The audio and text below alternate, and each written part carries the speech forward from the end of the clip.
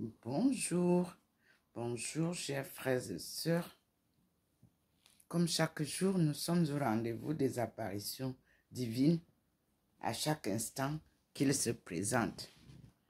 Et là, le Seigneur nous révèle Marie de Magdala, sa femme et sa famille. Et nous commençons par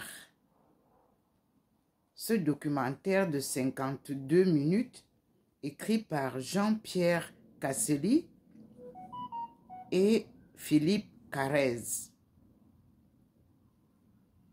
Nous allons écouter, c'est le sacré, l'ésotérique, la tradition, la réalité, les hypothèses, enfin, enquête sur les lieux mêmes de l'histoire autour des débuts du christianisme en Provence, des Saintes Maries au pluriel, de la Mère à la Sainte Baume, une production de France 3 Méditerranée. Écoutons donc les mystères révélés par le Christ lui-même qui m'apparaît ici.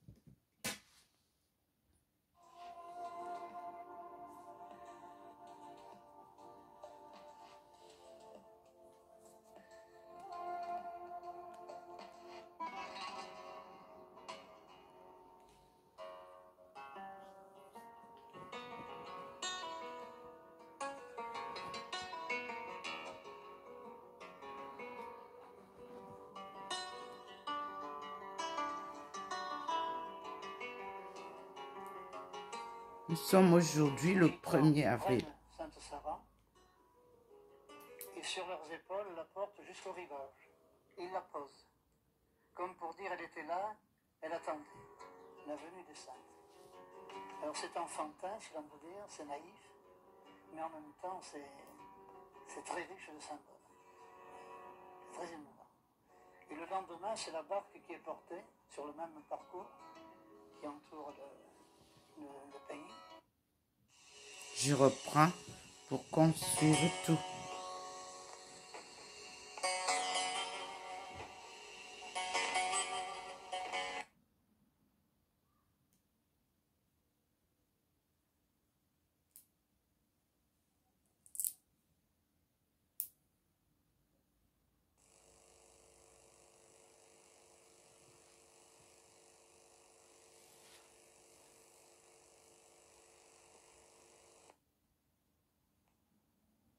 Les révélations.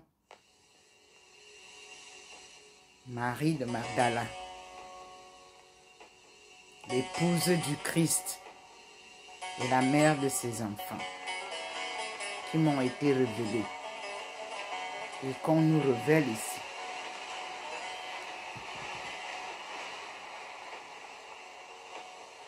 Il est mis dans une barque sans rame, sans voile, sans gouvernail, et il se dit, allez hop, à l'eau, et une tempête les engloutira, etc. Mais la divine providence veillait, et la barque miraculeusement accosta en Camargue. Alors les Saintes Maries de la Mer qui étaient là, avec Sainte Sarah, leur servante, restèrent sur place, Sainte Marthe à Tarascon, Saint Maximin et Saint Sidoine allèrent à Aix, et ensuite Sainte Marie-Madeleine et Saint Lazare vinrent à Marseille.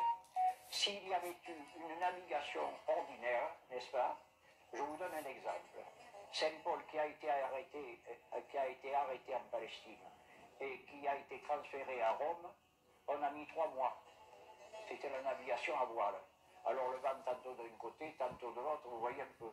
Alors s'il avait fallu une navigation ordinaire pour venir jusqu'à Marseille, traverser complètement la Méditerranée, forcément, comme vous dites, ça aurait été une navigation qui n'aurait pas fini. Il aurait fallu des vivres, etc. Tout ça. Ce qui prouve la question miraculeuse de la chose. Ils furent transportés certainement très rapidement sur les lieux des Saintes Maries.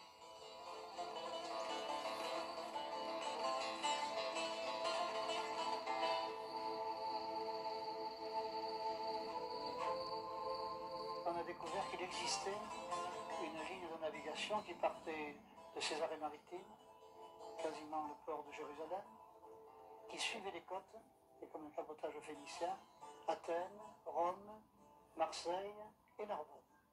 C'était le bout de l'île. Et le bateau était très important. On prenait à bord des voyageurs, des marchandises et des exilés. Quand on voulait faire oublier quelqu'un, c'est là qu'on retrouve notre histoire de Sainte Marie de la Mer. En fait, en Palestine, il y a eu peu de martyrs de Christ, quelques apôtres, et très vite les autorités juives et romaines ont compris qu'il allait mieux faire oublier ces chrétiens qui étaient semences de croyants, plutôt que de les exécuter et d'en faire les martyrs. Alors on pense qu'il y a eu un embarquement nombreux. Et le débarquement a eu lieu ici, dans un lieu qui était pour eux désert, où ils seraient oubliés. Mais en fait, en oubliant que c'était également un lieu de passage, les deux bras du Rhône étaient navigables.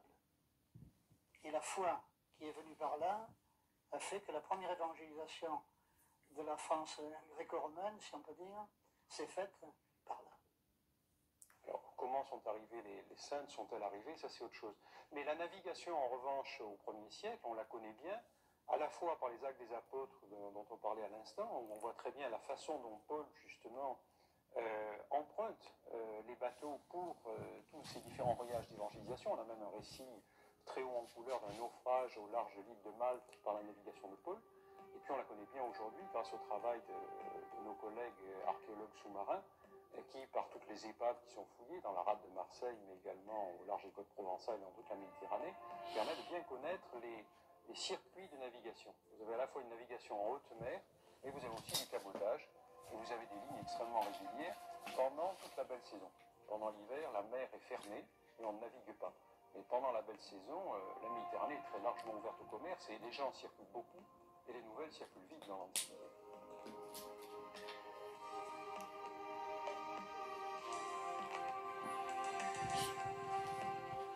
C'est intéressant au niveau symbolique, car la barque évoque la barque de l'Église, qui est sans voile ni rame et qui est conduite par l'Esprit Saint. Bon, ça, à ce niveau-là, c'est intéressant et il faut le garder.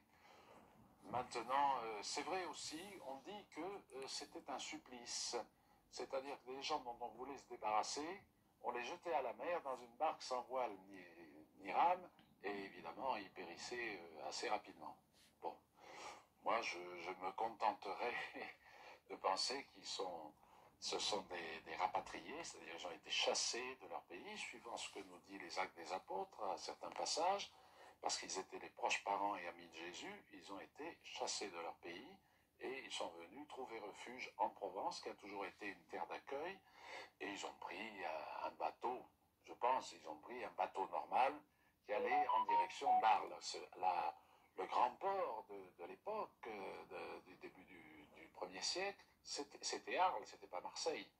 Ça fait partie de la tradition, qui est d'ailleurs une tradition de façon curieuse, qui est aussi attestée pour la communauté juive. Il y a des traditions qui disent que la communauté juive de Provence avait également abouti en Provence à partir d'une barque sans voile ni rame. J'avoue que j'ignore la date d'apparition de cette tradition, mais la rencontre est pour le moins curieuse.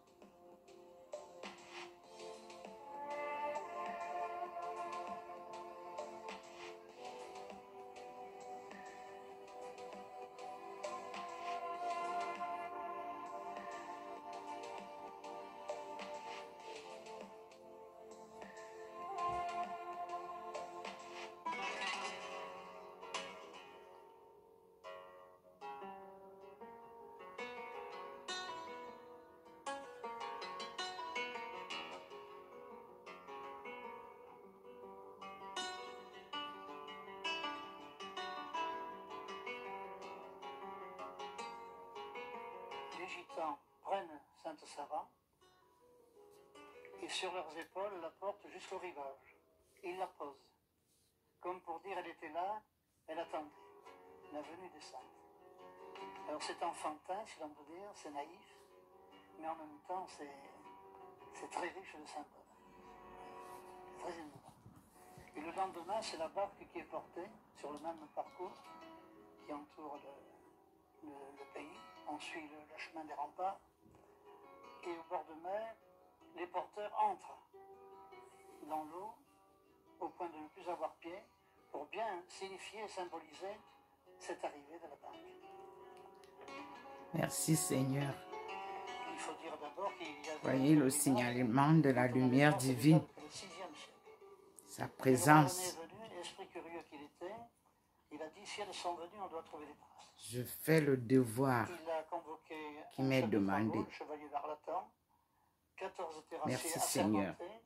Et les fouilles ont commencé au niveau de la crypte que nous avons vue ce matin. C'est la présence de Dieu qui scintille. On a découvert 2 corps. Les corps présumés, Sainte Marie Jacobée et Salomé.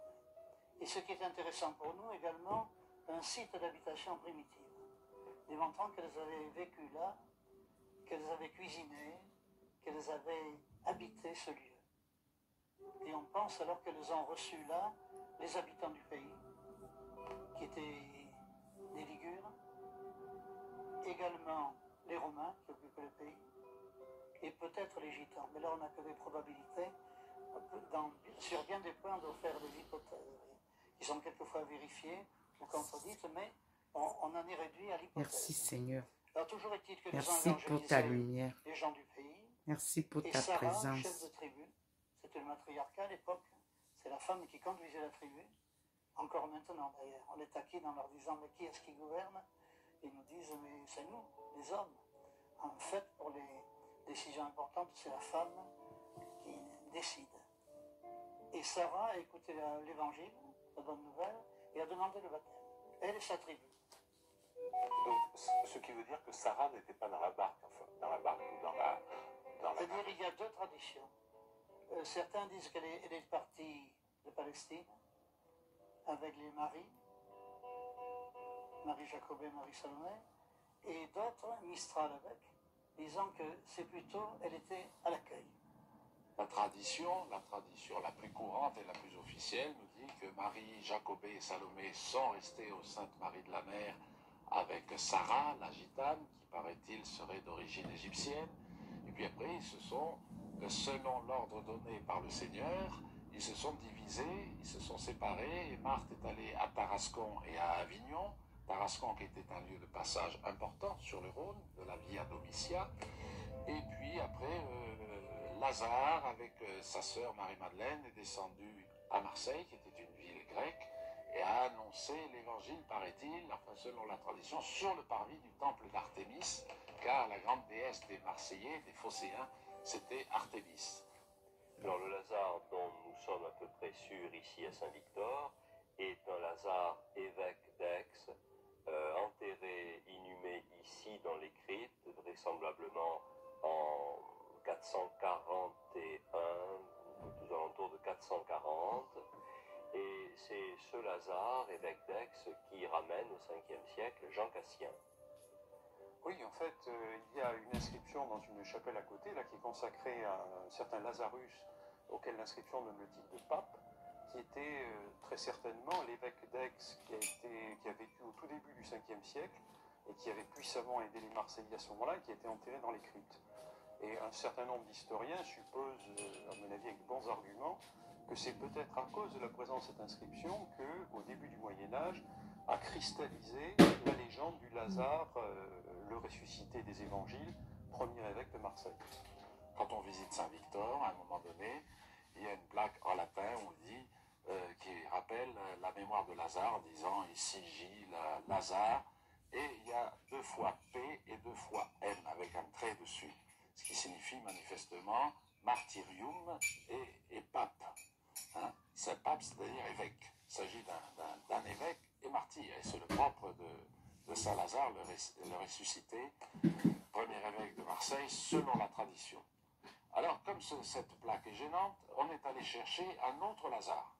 Et effectivement, on en a trouvé un au 5e siècle, qui est le Lazare d'Aix-en-Provence. Et alors, Lazare, ce Lazare-là serait mort à Marseille, et c'est de lui dont parlerait la plaque à Saint-Victor.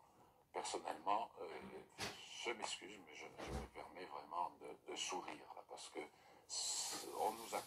pas être sérieux. Et là, je crois qu'on n'est pas sérieux en affirmant de telles choses.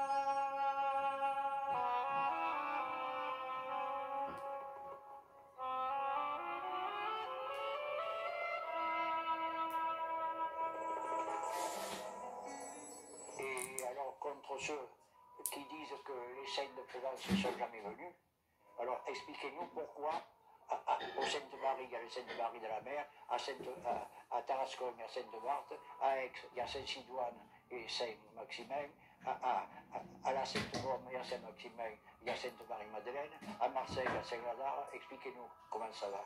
Voyez-vous, voilà, c'est ça. On a voulu, dans les écrits provençaux, au Xe, XIe et XIIe siècle, voir dans le Lazare des cryptes, donc comme je le disais, évêque d'Aix, inhumé au Ve siècle, on a voulu y voir le Lazare, ami du Christ, le ressuscité, qui avec la Madeleine, Sainte-Marie, Sainte-Sara, serait arrivé jusqu'au Sainte-Marie de la Mer. Pourquoi pas? Pourquoi pas? Personne ne le sait. Hein, ce sont des récits provençaux que l'on dit mythes ou légendes, mais qui à la base ont quelque chose de vraisemblable. Le vraisemblable, c'est le Lazare des cryptes, 5e siècle, évêque d'Aix. Pourquoi pas le Lazare de Palestine, ami du Christ? Il est le patron du diocèse de Marseille, mais pourquoi pas? Jusqu'au début du siècle, on ne se posait pas de questions. On disait le sang venu, nous les vénérons, nous les prions. Mais la critique historique est arrivée au début du siècle et a fait table rase de toutes ces traditions, y compris celle de Sainte-Marie, en disant c'est une pure invention des membres du Moyen-Âge pour attirer le pèlerin. C'était dur, mais ça nous a valu une étude plus sérieuse. Nous avons surtout des silences dans les textes. Et c'est vrai qu'il est difficile de s'appuyer sur un silence, précisément. Mais moi, ce qui me frappe, c'est que lorsque l'on voit les historiens de l'Antiquité se pencher sur les origines chrétiennes, aucun ne fait allusion à ces légendes provençales. Un exemple, Grégoire de Tours, à la fin du VIe siècle, consacre tout un paragraphe à l'évangélisation des Gaules. Et ce qu'il dit les Gaules ont été évangélisés en 250, à l'initiative de l'Église de Rome, avec 7 évêques qui ont été envoyés en mission, et pour notre région, il en cite un seulement, qui est Trophime, évêque d'Arles. Il ne parle absolument pas ni d'une évangélisation plus ancienne, ni de la présence à Marseille de Lazare. Ce qui est troublant, c'est que Grégoire de Tours a laissé un ouvrage copieux en 2 volumes, dans lequel il énumère les principaux sanctuaires de martyrs de la Gaule. Alors, évidemment, on peut toujours dire qu'il a oublié de parler de Saint-Maximin. C'est possible. Ce qui est troublant, c'est qu'en Provence, par exemple, il connaît bien Saint-Victor de Marseille, et il dit qu'ici même, les gens viennent prier sur le tombeau de Victor, sont guéris, qu'il y a des miracles. Pourquoi aurait-il passé sous silence un sanctuaire Saint-Maximin s'il avait existé? C'est une question qu'on peut se poser. Grégoire de Tours, d'abord, n'était pas un provençal. Il était originaire de Clermont-Ferrand. Il était devenu évêque de Tours. Et il a fait sa tournée, on peut dire, des gloires de la Gaule ancienne, en particulier pour nous donner ces gloires inconnues ou méconnues. Hein. Les grands saints, je dirais, il n'avait pas besoin d'en faire un livre s'ils étaient vénérés. Prenons l'exemple de notre grande sœur de Lyon, puisqu'on dit toujours Lyon, Marseille c'est nul, mais Lyon c'est bon. Parce qu'il y a le fameux texte de César, du martyr de Lyon, qu'on retrouve dans l'historien Eusèbe de César. Alors là, l'historien dit, chouette, un texte. Hein. Bon. Mais quand Grégoire de Tours passe à Lyon, il parle de qui, au fait? De Blandine? Pas un mot. De Potin? Pas un mot. D'Irénée de Lyon, le grand docteur? Pas un mot. Il parle de Saint-Just. Ma foi, vous savez que pour nous, Saint-Just, c'est plus grand-chose. Mais c'était un grand évêque à cette époque-là, et il a voulu en parler. Mais quant aux grandes gloires, on peut dire, qui faisait partie du patrimoine, il n'en dit pas un mot. Donc, quand des historiens vous disent qu'il est passé en Provence et qu'il a rencontré Saint-Artampion ou ceci ou cela, ça ne m'étonne pas. Il n'a pas parlé de ce qui était déjà vénéré comme notoire et public. Voilà une réponse. Hein. Bien sûr, on pourra toujours, à une réponse, en opposer une autre. Et je dirais surtout, la règle, c'est la modestie. Car ni les historiens hypercritiques, ni nous, ne connaissons totalement ce qui s'est passé à cette époque-là. Nous avons des traces, des faisceaux qui nous disent c'est pas idiot d'y croire, c'est pas idiot de vénérer, et c'est déjà pas si mal.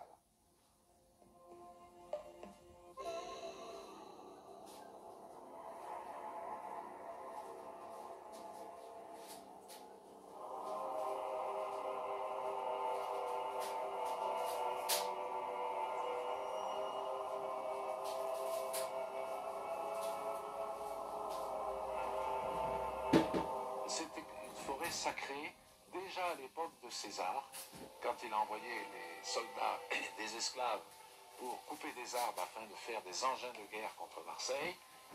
Les gens du pays leur ont dit attention, ne touchez pas à cette forêt, c'est une forêt sacrée, dédiée aux déesses de la fécondité. Et là, ils ont désobéi. Il a fallu que César monte, prenne une cognée, abatte le premier arbre et disent aux gens, écoutez, si vraiment les déesses ne sont pas contentes, c'est à moi qu'elles s'en prendront. Et effectivement, il ne croyait pas si bien dire, puisque je crois, 3 ans après, il a été assassiné.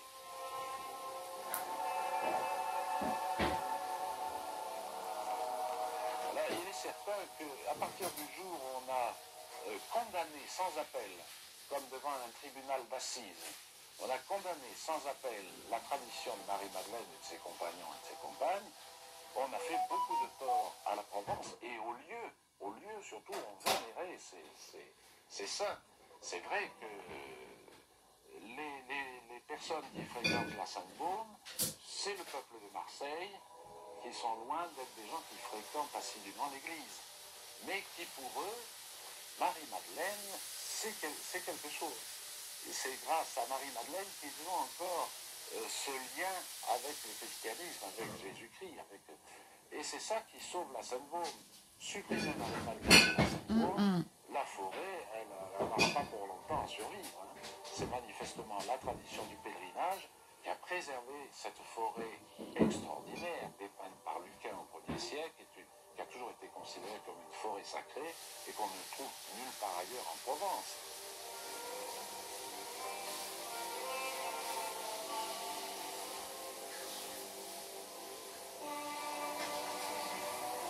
La Sainte-Baume, donc, c'est très beau, une forêt, vous grimpez, vous montez, il n'y a pas de route, vous arrivez, qu'est-ce qu'elle semble? C'est pas une église, c'est une grotte, tout bêtement une grotte. Et cette grotte, on dit, dans nos traditions de Provence, on dit c'est là que Marie-Madeleine a vécu les dernières années de sa vie, dans une vie de contemplation, de mémoire heureuse, où elle remémorait dans son cœur tout ce qu'elle avait vécu avec le Christ. Hein. Or, cette grotte, comment ne pas songer à cette haute grotte, à ce tombeau creusé dans le rocher, où après la Passion, on dépose le corps du Christ et on le mure avec une pierre. Moi, je comprends Marie-Madeleine. Après avoir évangélisé Marseille, ou avoir mis la première communauté chrétienne, elle part en un lieu qui lui remémore cette rencontre inouïe pour elle, au matin de Pâques, lorsqu'elle va au tombeau, donc devant cette grotte, hein, mini-grotte, hein, où repose le corps de son bien-aimé, et cette grotte de la Sainte-Baume où elle va passer le reste de sa vie. Mais il y a lien pour elle, hein, entre les deux.